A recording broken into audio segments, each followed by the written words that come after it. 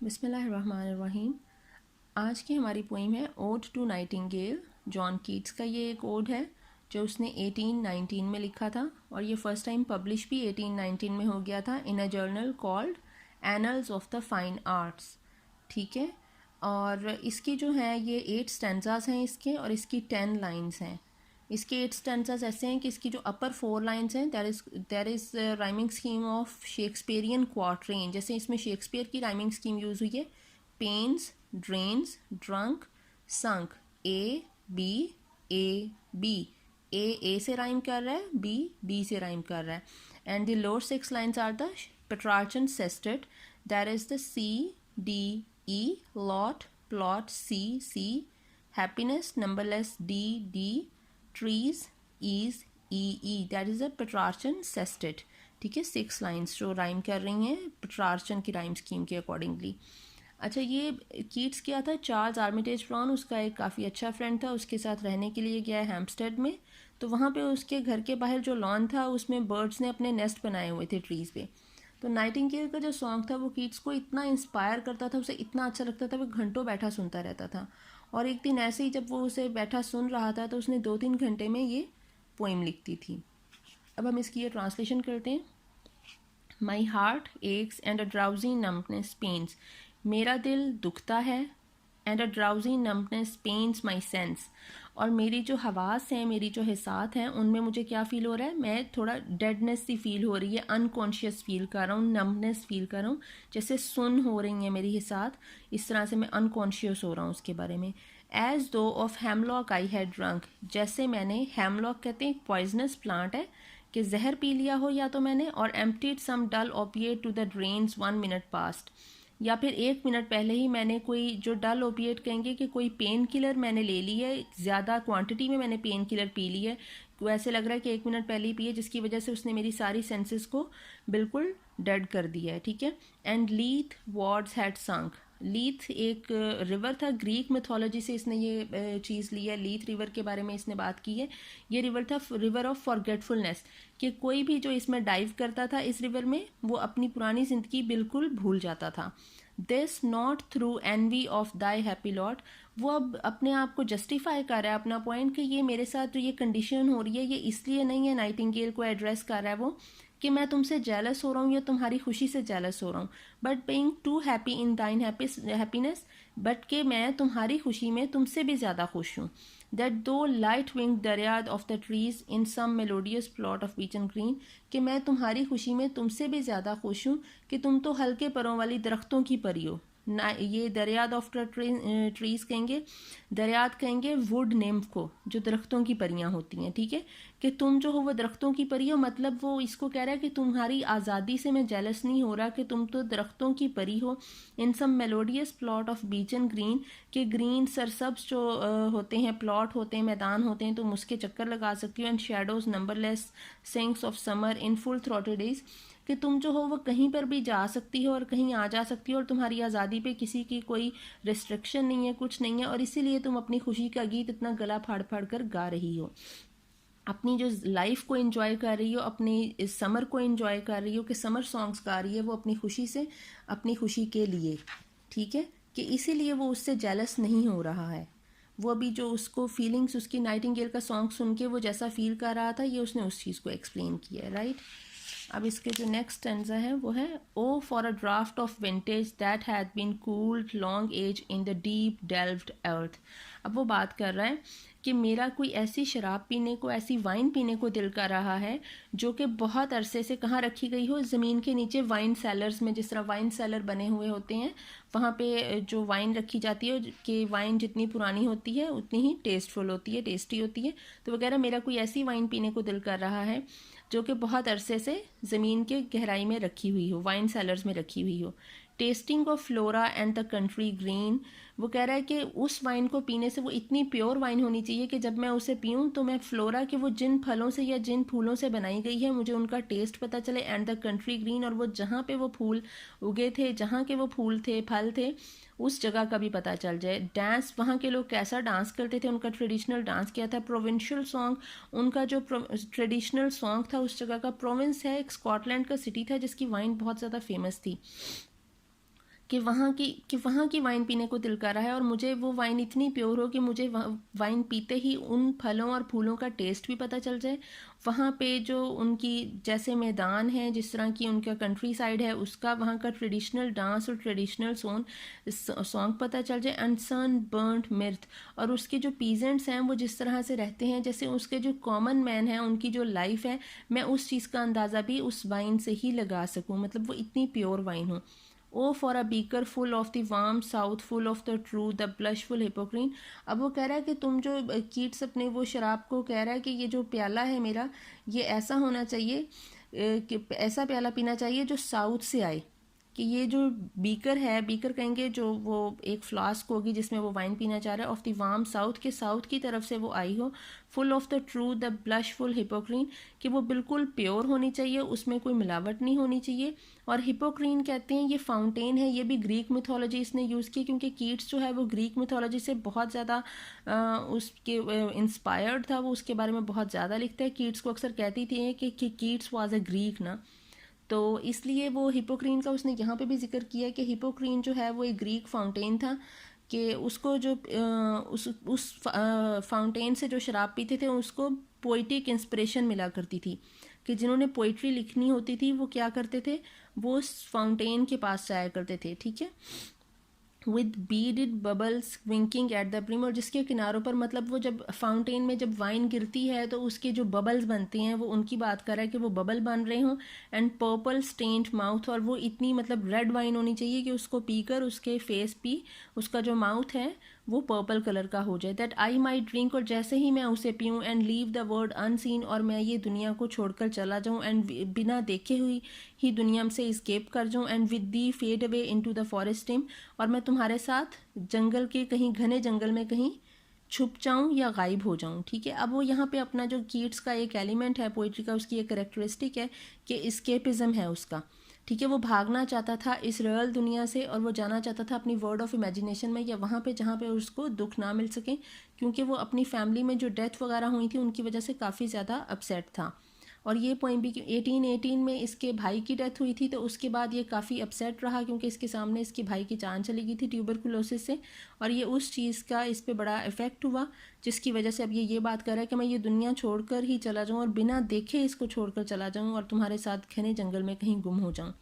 आगे वो कह रहा है, fade far away, dissolve and quite forget what thou among the leaves has never known. वो कह रहा है कि मैं कहीं इतनी दूर चला जाऊँ इस घने जंगल में कि मैं सब भूल जाऊँ, मैं वो सब भूल जाऊँ जिसका तुम्हें अंदाज़ा ही नहीं है, क्योंकि तुम कहाँ हो, तुम जंगल में रहने वाली एक क्रिएचर हो, तुम विद दो अमंग द लीव्स, जो तुम जंगल में रहती हो तो तुम्हें दुनिया के दुखों का नहीं पता, मैं वो सब भूलना चाहता हूँ जिसके बारे में तुम्हें आइडिया भी नहीं है कि वो कितने दुख हैं। The weariness, the fever and the freight, weariness के वो जो थकावट, वो बीमारी, फीवर बुखार बीमारी, फ्रेट जो है वो चिड़चिड़ापन, कि जो कुछ भी दुनिया में ये सब कुछ है मैं ये सब भूलना चाहता हूँ जिसके बारे में तुम अनजान हो। Here where men sit and hear each other groan, कि यहाँ पे अगर लोग बैठते हैं ना तो वो एक दूसरे के सिर्फ दुख का ही तस्करा करते हैं, वो एक दूसरे के दुख ही सुनते हैं और उनके पास कहने को कुछ नहीं होता, वो बस गुस्सा कर सकते हैं और दुख सुना सकते हैं। वेयर पैल्जी शेक्स अ फ्यू, पैल्जी कहते हैं पैरालाइज हो जाना। सैड लास्ट ग्रे हेयर्स, के जो बूढ़े लोग हैं वो अक्सर पैरालाइज्ड हो चुके हैं कि वीकनेस इतनी ज़्यादा है, खाने की जो है वो चीज़ें और बीमारी इतनी ज़्यादा है कि जो बूढ़े लोग हैं वो पैरालाइज्ड हो चुके हैं। वेयर यूथ ग्रोज पेल, और जहाँ पे जो यूथ और यंग और अडल्ट लोग हैं वो इतने पेल हो चुके हैं, एंड स्पेक्ट्रल थिन, और उनकी स्किन बहुत बारीक होगी, एंड डाइज, और वो वक्त से पहले मर रहे हैं। Where but to think is to be full of sorrow, जहाँ पे सोचने का मतलब है कि बस आप गम अपने अंदर ज़्यादा वो डिप्रेशन ले रहे हो और ज़्यादा टेंशन ले रहे हो। एंड लीडन आई डिस्पेयर, जहाँ पे आंखें अपनी चमक खो बैठी हैं और उनमें सिर्फ मायूसी है। Where beauty can not keep her lustrous eyes or new love pine at them beyond tomorrow, और वो कह रहा है कि जो दुनिया है उसमें कि ये सारा कुछ जो है ये ख़त्म हो चुका है, जो खूबसूरती है वो भी बहुत शॉर्ट लिव्ड हो चुकी है, और इसीलिए कोई भी एक दूसरे से सच्चा प्यार ज़्यादा देर के लिए नहीं कर सकता। कि जो आज प्यार कर रहा है किसी से, या तो अगले बंदे की डेथ हो जाएगी या फिर वो उतना खूबसूरत नहीं रहेगा अपनी डिजीज़ या सिकनेस की वजह से, तो ना ब्यूटी लॉन्ग लिव्ड रही है और ना ही लव लॉन्ग लिव्ड रहा है, हर चीज़ शॉर्ट लिव्ड और टेम्प्रेरी होती जा रही है। Away away for I will fly to thee, वो कह रहा है मैं कहीं बहुत दूर तुम्हारे साथ चला जाऊंगा, तुम्हारे पास चला जाऊंगा। Not charioted by Bacchus and his pards, अच्छा, चैरियोटेड कहते हैं जो बग्गी होती है, बाय बेकस। बेकस क्या था? एक गॉड ऑफ वाइन था, कि मैं तुम्हारे साथ उड़ना चाहता हूँ, तुम्हारे साथ जाना चाहता हूँ। अब पहले क्योंकि उसने वाइन की बात की कि मैं ऐसी वाइन पीना चाहता हूँ जिससे मैं अपना होश खो दूँ, लेकिन अब वो बात कर रहा है कि मैं इस तरह तुम्हारे साथ उड़ के नहीं जाना चाहता कि मैं अपना होश खोकर, शराब के नशे में अपना होश खोकर, अपनी शराब के नशे वाली हालत में ये सोचूं कि मैं तुम्हारे साथ जा रहा हूँ और उड़ रहा हूँ, ठीक है। But on the viewless wings of poesy, बल्कि मैं तुम्हारे साथ किस तरह उड़ना चाह रहा हूँ, अपनी पोइट्री की इमेजिनेशन से, अपनी जो मैं एक होश में एक इमेजिनेशन, एक मेरी एक इमेजिनरी वर्ड है, मैं उसके थ्रू तुम्हारे साथ उड़ूंगा, ना कि शराब के नशे में होश खोकर तुम्हारे साथ उड़ना चाहता हूँ। Though the dull brain perplexes and retards already with thee, हकीकत है कि मतलब ऐसा होता है कि मेरा जो ब्रेन है वो मेरा साथ अक्सर नहीं देता, विद द डल ब्रेन, के ब्रेन जो है वो मना करे, कि मतलब आपकी इमेजिनेशन जो है वो कभी इतनी स्ट्रॉन्ग जो है वो नहीं रहती, ठीक है, उसमें डल ब्रेन रुकावट बने, लेकिन ऑलरेडी विदी, लेकिन मैं फिर भी तुम्हारे साथ जाऊंगा। टेंडर इज़ द नाइट, क्योंकि मैं वो उसके साथ सफ़र पे निकल चुका है ना ऑलरेडी, इसलिए वो कह रहा है टेंडर इज़ द नाइट, रात जो है वो बहुत गहरी है। And happily the queen moon is on her throne, और क्वीन मून जो है, चांद अपने तख्त पर बैठा हुआ है, जैसे चांद की रोशनी जो है, चांद अपने फुल जोबन पर है इस वक्त, उसकी रोशनी आसमान को रोशन कर रही है। क्लस्टर्ड अराउंड बाय ऑल हर स्टेडी फेस, और चांद किससे क्लस्टर्ड है, उसको किसने सराउंड किया हुआ है? चांद को सराउंड किया हुआ है सितारों ने। सितारों को इसने कहा है परियां, मून को क्वीन कहा है और सितारों को परियां कहा है। But here there is no light, लेकिन वो जिस जंगल में इस नाइटिंगेल के साथ गया हुआ है, वहाँ पे चांद की ये रोशनी नहीं पहुँच रही है। Save what from heaven is with the breeze blown through wondrous glooms and winding mossy ways, वो कह रहा है कि यहाँ पे बहुत अंधेरा है, यहाँ तो चांद की रोशनी नहीं पहुँच रही है, लेकिन जब हवा चलती है तो पत्ते हिलते हैं, दरख्त की ब्रांचेस हिलती हैं, और उससे क्या होता है कि कुछ लाइट भी आ जाती है, और दरख्तों के पत्ते झड़कर जो है वो काई लगी ज़मीन पर गिर जाते हैं। मतलब जब हवा चलती है तो चांद की रोशनी भी इस जंगल में पहुँच रही है, और दरख्तों के पत्ते झड़कर उस काई लगी ज़मीन में भी गिर रहे हैं। I can not see what flowers are at my feet, मैं नहीं देख सकता कि मेरे पाँव के नीचे कौन से फूल हैं। Nor what soft incense hangs upon the boughs, और ना ही मैं ये देख सकता हूँ कि कौन से खुशबूदार फूल अभी अपनी टहनियों पर लगे हुए हैं। But in embalmed darkness guess each sweet, लेकिन इस सख्त मतलब फुल अंधेरे में भी मैं ये ज़रूर गेस कर सकता हूँ कि कौन कौन से फूलों की खुशबू आ रही है। मतलब वो इस जंगल में जब इतना गहरा अंधेरा है कि वो ये नहीं जान सकता कि उसके पैरों के नीचे कौन से फूल आ रहे हैं या फिर उसके इर्द गिर्द कौन से फूल लगे हुए हैं, लेकिन उसे फूलों की खुशबू से ये ज़रूर अंदाज़ा हो रहा है कि इर्द गिर्द कौन से फूल हैं। Wherewith the seasonable month endows the grass the thicket and the fruit tree wild, वो कह रहा है क्योंकि ये अभी मौसम बहार है, ये मौसम ही इस तरह का है कि इसमें सारे जो है वो फूल और पौधे जो हैं वो ग्रीन हुए होते हैं, वो ग्रो कर रहे होते हैं। तो ग्रास और जो बुशीज़ हैं, जो झाड़ियाँ हैं, और द फ्रूट ट्री वाइल्ड, और जो वाइल्ड ट्रीज़ होते हैं, जो जंगल के दरख्त, जंगली फल होते हैं, वो भी लगे हुए हैं। वाइट हॉथॉर्न भी वाइट कलर का एक फूल होता है कि वो भी लगा हुआ है। एंड द पेस्टरल एग्लेंटाइन, पेस्टरल कहते हैं रूरल साइड को, या वाइल्ड जो होता है, ठीक है।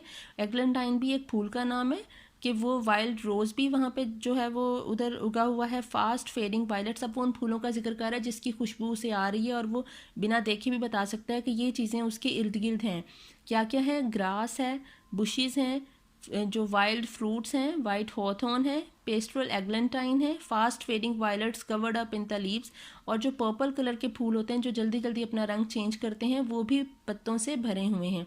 एंड मीट मेज एल्डेस्ट चाइल्ड, और जो मई के सेंटर में, मई के मिड में जो एक फूल जो उसकी जान है मई की महीने की, वो जो उगता है वो है कौन सा? कमिंग मस्क रोज़, वो मस्क रोज़ है, वो भी अब जो है वो ग्रो कर रहा है।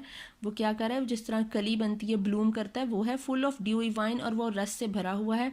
And the murmurous haunt of flies on summer eves, और उसको क्या सुनाई दे रहा है? उसको इस फूलों की खुशबू के साथ जो उसका जो शहद की मक्खियों की आवाज़ भी सुनाई दे रही है, जो उस फूल के इर्द गिर्द भिनभिना रही हैं अपना शहद इकट्ठा करने के लिए।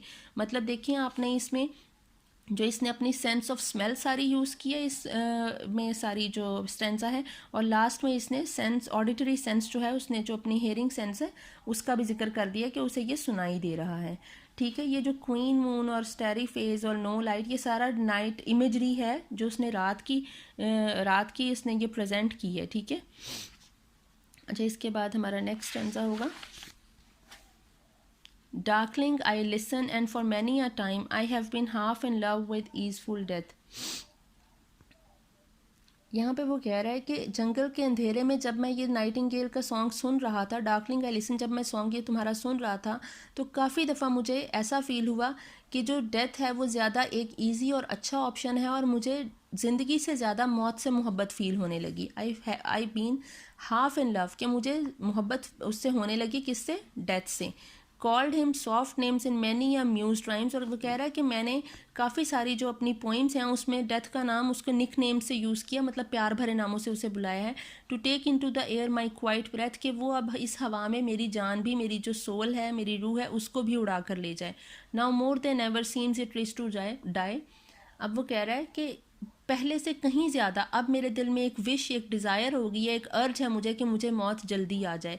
ये अब किस चीज़ का जिक्र कर रहा है? ये मैंने इधर लिखा भी हुआ है, एस्केपिज्म, जो कीट्स की कैरेक्टरिस्टिक थी उसकी पोइट्री की, कि वो एक इमेजिनरी वर्ल्ड में जाना चाह रहा था, इस एक्चुअल वर्ल्ड को छोड़ के इस्केप करना चाह रहा था. He wants to escape the real world and the sorrows of the real world.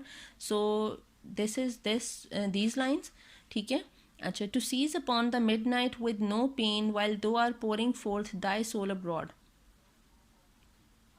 अब वो यहाँ पे कह रहा है to cease upon the midnight with no pain. वो कह रहा है कि मेरी जान यहाँ से निकल जाए विद, इस जो आधी रात में मेरी जान निकल जाए with no pain. No pain मतलब बगैर किसी दर्द के. वो क्यों कह रहा है कि जब मैं नाइटिंगेल का सॉन्ग सुन रहा हूँ, with while thou art pouring forth thy soul abroad, कि तुम जो अपनी अब इंटरनल जो एक इनर मोस्ट फीलिंग है उसको, अपनी सोल को बाहर रख के अपना एक गाना गा रही हो अपनी खुशी के लिए, तो मैं तुम्हारी आवाज़ सुन के जो मुझे सुकून महसूस हो रहा है, कम्फर्ट फील हो रहा है, मैं उसी कंफर्ट की हालत में ही बगैर किसी पेन के मेरी जान अब निकल जाए तो ज़्यादा बेहतर होगा. In such an ecstasy still would thou sing and I have ears in vain to the high requiem become a sod. वो कह रहा है कि ऐसी ही खुशी में मेरी जान निकल जाए, और जब मेरी जान निकल जाएगी तो क्या तुम तब भी ये गाना गाओगी? कि ज़ाहिर है जब जान निकल जाएगी, I have ears in vain, और मेरे कान तुम्हारी आवाज़ को सुन नहीं सकेंगे. To thy high requiem become a sod, और तब तुम्हारा जो ये खूबसूरत गीत है जो एक तुम गा रही हो, ये क्या बन जाएगा? ये एक एलिजी बन जाएगा, ये एक गमगीन गीत बन जाएगा, कि मेरी जो मौत पे तुम गीत गाओगी वो एलिजी बन जाएगा, मेरी मौत के अफसोस में जो तुम गाओगी. अच्छा, ये हुआ भी ऐसा कि यहाँ पे तो इसने ये नाइटिंगेल की बात की है, लेकिन कीट्स की डेथ के बाद इसके लिए पर्सी बाई शैली ने, पीबी शैली जो है, उसने इसके लिए पोइम लिखी थी एडोनिस. वो कीट्स की डेथ पे एक एलिजी लिखी, उसने डेडिकेट किया कीट्स को. ठीक है, तो ये एक समझ लें कि ये एक इसकी एक थी कि ये इसने प्रेडिक्शन दे दी थी कि कोई इसके लिए कुछ गाएगा, बाद में लिखेगा. दो was not born for death immortal bird. अब वो यहाँ पे इसको कह रहा है नाइटिंगेल को कि तुम तो मौत के लिए पैदा ही नहीं हो, डेथ तुम्हारे लिए नहीं है, तुम इमॉर्टल बर्ड हो, लाफानी हो, टाइमलेस हो, तुम मरोगी नहीं. नो हंग्री जनरेशन स्ट्रेड दी डाउन. कोई भी ये जो एक दूसरे की खून की प्यासी जनरेशन्स आ रही हैं, ये इसने क्या जिक्र किया? क्योंकि वॉर थी, सिविल वॉर्स हो रही थी, इंटरनेशनल वॉर्स हो रही थी. ठीक है, ब्रिटिश एंड फ्रेंच वॉर्स थी, अमेरिका भी वॉर में आ रहा था, सिविल वॉर्स हर तरफ हो रही थी, फ्रेंच रेवोल्यूशन थी, ठीक है, लेबर मूवमेंट चल रही थी. तो ये सारे कुछ असरात जो हैं, वैसे तो कीट्स इनका जिक्र करता नहीं, लेकिन यहाँ पे ये एक थोड़ा सा इसने एलिमेंट डाला है. नो हंग्री जनरेशन स्ट्रेड दी डाउन. ये जो एक दूसरे की खून की प्यासी नस्लें हैं, ये तुम्हें नहीं झुका सकेंगी. मतलब ये एक दूसरे को झुकाने में लगी हुई हैं, लेकिन ये नाइटिंगेल को नहीं झुका सकेंगी. The voice I hear this passing night was heard. जो आवाज़ मैं इस गुजरती रात के साथ सुन रहा हूँ, मतलब नाइटिंगेल का सॉन्ग जो मैं अभी सुन रहा हूँ, in ancient days by emperors and clowns, ये तब भी सुना गया होगा, मतलब कदीम दिनों में ये बादशाहों और उनके जो क्लाउन्स थे, जो उनको हंसाने के लिए, एंटरटेन करने के लिए रखे होते थे उन्होंने मुलाजम, उन्होंने भी ये सॉन्ग सुना होगा और इससे इंजॉय किया होगा. Perhaps the self same song that found a path through the sad heart of Ruth. और शायद यही वो गाना है जिसने रुथ के सैड हार्ट को कंफर्ट दिया हो. When sick for home she stood in tears. जब वो अपने घर के लिए उदास होकर, stood in tears amid the alien corns. जब वो कॉर्न की फसलों में, कॉर्न कहते हैं छली को, कि वो किसी की मतलब स्ट्रेंज फसलों में जाकर जो है वो रोया करती थी जब अपने घर से उदास होती थी. तो शायद यही तुम्हारा सॉन्ग था जो रुथ को कंफर्ट दिया करता था. ठीक है, it was a source of comfort for Ruth. ये पोइट जो है वो अपने से एक आइडिया लगा रहा है, गेस कर रहा है. रुथ थी, ये भी ग्रीक मिथोलॉजी से इसने लिया है, बाइबल की ओल्ड टेस्टामेंट में है रुथ, ये क्रिश्चियंस की, कि रुथ जो है वो एक विडो थी जिसको क्योंकि विडोवर कंसिडर्ड टू बी इनफॉर्चुनेट। सो क्या पता उसे वो उस वक्त, I don't have any details, but इतना पता है कि उसको निकाल दिया गया था, उसको घर छोड़ना पड़ा था और वो गई थी बैथलम में, पैलेस्टीन में, ठीक है। और वहाँ पर जाकर उसने पनाह ली थी, अपनी मदर इन लॉ के साथ वो गई थी। और जब वो वहाँ गई थी तो जब वो घर के लिए अपने उदास होती थी तो वो कहाँ जाती थी, वो कॉर्न की क्रॉप्स में जाकर रोया करती थी। और वो नाइटिंगेल का सॉन्ग ही अब कीट्स जो है वो प्रेडिक्ट कर रहा है, वो कह रहा है कि शायद यही सॉन्ग उस वक्त इसे comfort देता हूँ। The same that often times hath charmed magic statements opening on the foam of perilous seas। ये charmed magic statements हैं जो किलों की खिड़कियाँ होती हैं, ठीक है। कि यही सॉन्ग वहाँ भी सुना गया होगा इन फेरी लैंड फॉरलॉर्न, कि जहाँ पे जो परियाँ रहती हैं, परियों के देश में जो एक किले हैं, किलों की खिड़कियों में जब ये जो पेरिलस सीज हैं, जो समंदर की पूरी तुगयानी से वो समंदर जो है उसकी लहरें आके किले की दीवारों को टच करती हैं, तो वो जो शोर होता है, कि उस शोर में भी ये सॉन्ग कभी भी इग्नोर नहीं हो सकता। जो नाइटिंगेल का सॉन्ग है ये उन परियों ने भी उनके महलों में भी सुना गया होगा, ठीक है। मतलब वो कह रहा है कि जो नाइटिंगेल है वो हमेशा से मौजूद है और वो हमेशा रहेगी, उस पर वक्त का कोई असर नहीं, वो टाइमलेस है, ठीक है। Forlorn, the very word is like a bell. वो कह रहा है फॉरलॉन, ये जो वर्ड है कि तन्हाई या अकेलापन या जाना कहीं पे या खुदा हाफिज़ कहना, ये मेरे लिए एक बेल, एक घंटी का काम करता है, ये मेरे लिए एक घंटी है। To toll me back from thee to my sole self, कि ये मुझे वापस ले आता है। इट मेक्स मी रियलाइज़ कि मुझे जाना है अपनी रियल वर्ड में, मैं इस इमेजिनरी वर्ड में नहीं रह सकता, वो मुझे तुमसे वापस अपनी वर्ड में ले आता है। एडियो, एडियो का मतलब होता है गुड बाय कहना, ठीक है। तो मैं जो है वो गुड बाय, अब वो इस नाइटिंगेल को भी गुड बाय कह रहा है और वो जिस ख्वाब में है, जो वो ख्वाब देख रहा है, उसको भी गुड बाय कह रहा है। The fancy can not cheat so well, कि जो एक इमेजिनरी वर्ड है, एक जो आपकी इमेजिनेशन है, वो कभी भी आपको इतना धोखा नहीं दे सकती, क्योंकि अगर आप ख्वाब देख रहे हो तो इवेंचुअली आपको ख्वाब से उठना है। जब आप नींद से जागोगे तो आप ख्वाब से जागोगे और आप एक अपनी एक्चुअल वर्ल्ड में होगे, और ठीक है, और आपको फेस करना पड़ेंगी चीज़ें। उसी तरह आप एक इमेजिनरी वर्ल्ड में जितना मर्जी आप ख्याली पुलाव बना लो, जो मर्जी कर लो, एट दी एंड आपको क्या करना है, आपको रियलिटी फेस करनी पड़नी है। The fancy can not cheat so well and she is fame to do deceiving elf. अब वो डिसीविंग एल्फ उसने कहा है नाइटिंगेल को, कि नाइटिंगेल अपना धोखा देने के लिए मशहूर है। किस चीज़ के लिए मशहूर है?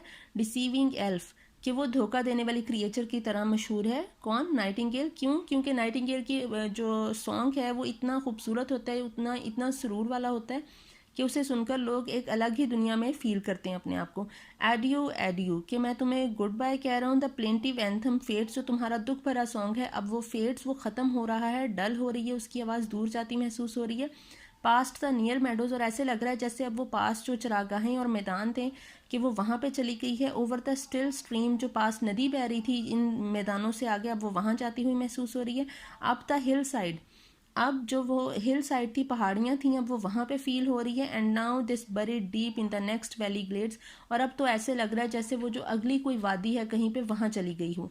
अब रियलिटी में आ गया। रिटर्न टू रियलिटी, जो एक रोमांटिसिज्म का एलिमेंट है, कि आप पहले इस्केप करते हो इनटू एन इमेजिनरी वर्ल्ड, ठीक है, आप अपनी जो रियल वर्ल्ड है उसको छोड़ देते हो, और उसके बाद आप क्या करते हो, आप रिटर्न करते हो टू द रियलिटी, ठीक है। वो उसे कह रहे हैं, was it a vision or a waking dream, क्या ये मेरा कोई वहम या कोई ख्याल था, या मैं जागते में ख्वाब देख रहा था। फ्लड इज़ दैट म्यूज़िक, अब वो म्यूज़िक चला गया है। Do I wake or sleep, क्या मैं जाग रहा हूँ या सो रहा हूँ। यहाँ पे कीट्स जो है वो अपने आप को एक अनसर्टन सी फीलिंग में है। वो अनसर्टन है कि वो जाग रहा था, वो सो रहा था, वो डाउटफुल है कि उसके साथ हुआ क्या ये सारा कुछ एक ख्वाब था जो उसने अभी देखा, महसूस किया, टेस्ट फील किया, टच किया, या फिर ये सब कुछ जो है वो हकीकत थी कि जहाँ पे वो गया था। वो अपनी इमेजिनेशन उसकी इतनी स्ट्रॉन्ग थी कि वो कह रहा है, was it a vision or a waking dream, do I wake or sleep. लेकिन जैसे ही वो साउंड ख़त्म हुआ तो उसकी ये इमेजिनेशन, उसका जो एक ये ख्वाब था, ये भी ख़त्म हो गया, ठीक है। Thank you so much.